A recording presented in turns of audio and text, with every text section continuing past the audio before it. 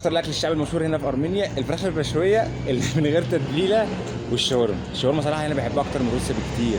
احلى من روسيا بكتير صراحه، تحسها بتاعت السوريين في مصر كده او زي بتاعتنا في مصر عموما يعني. بالبطاطس بقى وبتاع. هنجربها معاكم دلوقتي واسعارها كويسه في المعقول يعني. وهي صراحه من اكتر الحاجات اللي بتعجبني هنا في ارمينيا في الاكل الشعبي بتاعهم يعني انا ما بعرفش ايه الاكل الشعبي بتاعهم يعني، بس دي من اكتر الحاجات اللي بتعجبني فيها. لو حد عايز يجربه يعني العنوان ده بتاعه جنب المسجد الايراني على الشارع منه بس على طول الحول حوده. ده الشاورما يعني صراحه مكان لذيذ وانا مش اول مره اكل عنده يعني. اوريكم الاحجام عشان ما تخضوش، بس ده دخله في نص متر 50 سم ده طول. ده لحمه هنفتحه معاكم دلوقتي، السندوتش تاني الصغير هفتحه معاكم واوريك دلوقتي. الصراحه مش عارف هبين الحجم ازاي يعني، بس انا هحاول. قول بسم الله. هو يعني وصل 50 سم. شايف سندوتش يعني جايب عرض عرض الكتف كله. سندوتش كبير، ده سندوتش كباب. سندوتش مش عارف هيبان ولا لا، بس دي المفروض لحمه مع خضار وبصل. هندوق ونشوف دلوقتي، بس الحجم يعني حاجه خيال يعني. شفته قبل كده كنت عايز اجربه. اوريكم حجم الشاورما العاديه الفراخ. ادي الحجم بتاع الشاورما العاديه. دي ب 1000 وده ب 1400 درهم. يعني بالدولار بكتب على الفيديو هيك كام. بس صراحه يعني اول مره اجرب اللحمه. هدوق دلوقتي واقول لكم رايي. بسم الله.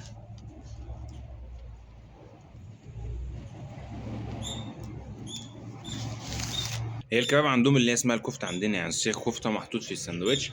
هدوق اللحمه لوحدها.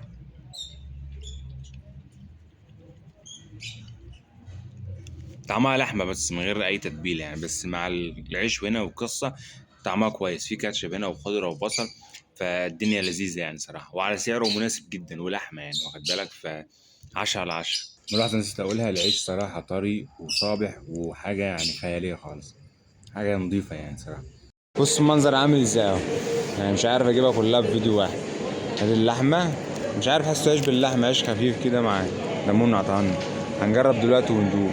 بيسموها اللحمابو. ده اكل ارميني اصلي. انا هدوق لاول مره صراحه. انا جيت ارمينيا قبل كده بس اول مره هدوق المره دي. المفروض ان هي عليها لحمه مفرومه يعني. هجربها لوحدها كده. انا مش عارف اتعامل معاها بس ماشي بسم الله.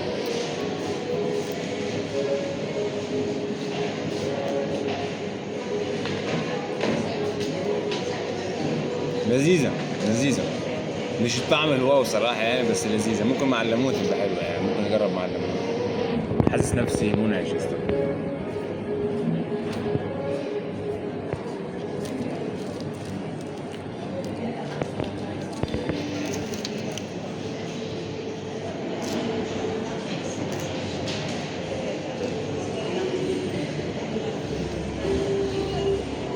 مع الليمون ازاز والله، مع الليمون ألذ الصراحه.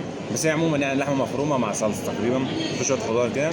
سعرها عامل 1300 درهم، فهي رخيصه يعني ما تكملش حتى كام، ما تكملش 5 دولار 3 دولار يعني تقريبا الحدود دي.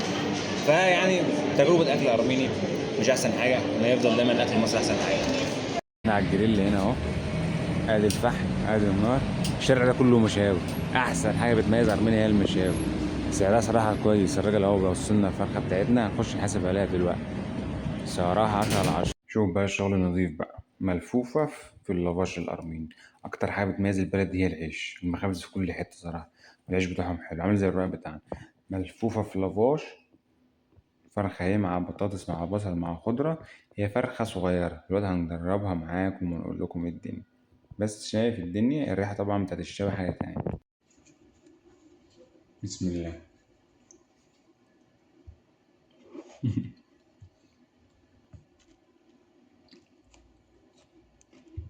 وانا الصراحه مش اول مره اجربها يعني، بس المره دي حبيت اشاركها معاكم.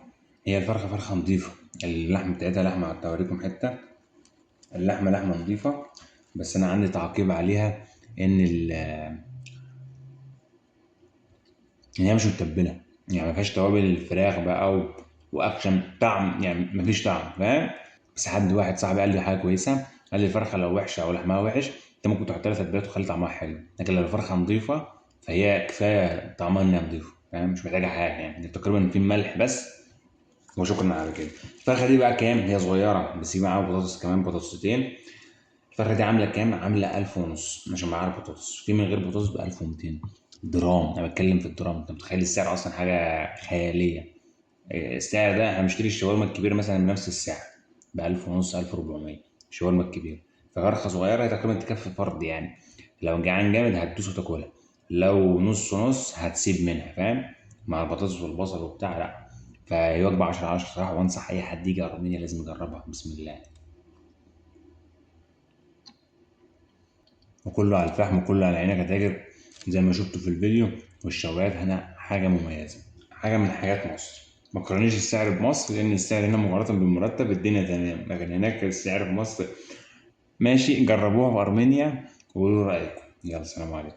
فاكهة غريبة بالنسبة لي، شكلها من بره قريب من كمثرى كده، ولونها لون التفاح الأصفر ده. ممكن أعطي على تفاح برضه، يعني شكلها غريب. يعني مش عارف. اسمها أيفا، ندوقها دلوقتي. كنت بفكر قبل ما اشوف الفاكهه نفسها، انا شفتها هنا بالصدفه في ارمينيا، قبل ما اشوف الفاكهه نفسها كنت مفكرها اللي هو يعني جوافه، لان كان عندنا مثلا كنز بيتباع في روسيا وعصير مشروب غازي بيتباع في روسيا، فبتبقى مرسوم عليه قلب الجوافايه دي، ومكتوب عليها ايفا. قلبها كان شبه الجوافه بتاعتنا، فكنت بفكر ايفا دي هو الجوافه. فطلعت ايفا دي حاجه تانية، فانا اول مره ادوقها في حياتي. الفاكهة دي مش عارف ايه هي ولا ايه طعمها، بس هندوق ونجرب ونقول بسم الله الرحمن الرحيم.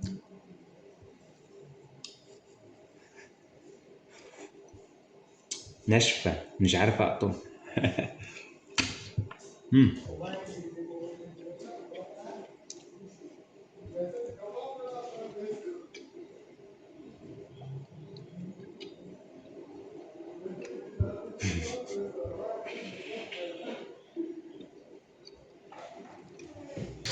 فيها شوية مزازة وطعمها قريب من التفاح.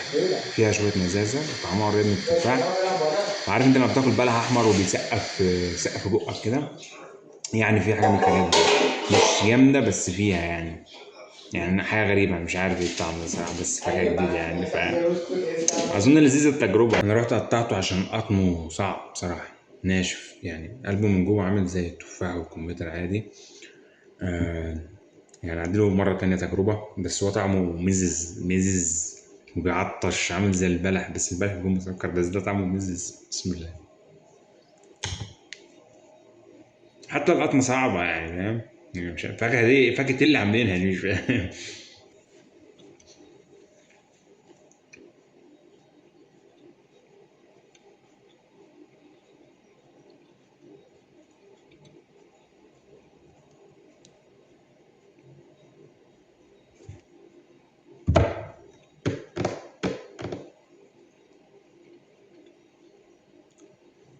مزز وبيتمضغ وقت، بياخد وقت كتير في المضغ، وبتحس نفسك عطشان عايز تشرب ميه بعديه. وعامل زي البلح، لما تاكل بلح كده تحس ان هو في السقف حاجه بتلزق كده، هو مش بالظبط يعني، اقل شويه بس فيه. فانا مش عارف صراحه يعني، تهيألي تعمل عصير احسن يعني. لا لا، مش لذيذ التجربه صراحه. لاحظ يا اخوانا الايفا دي اسودت شكل ان هي فيها حديد، من الفواكه اللي فيها حديد، بس الصراحه الرمان ياكلها يعني احسن منها الف مره يعني. والرمان هنا في ارمينيا 10 على 10. ممكن اكون انا ظالمها يعني، وتكون هي فعلا حلوه، بس انا جاي حظي ان هي وحشه يعني، مش عارف يعني. اتمنى الناس اللي جربتها تقول لنا هل هي حلوه ولا هي طول عمرها ميزه كده يعني.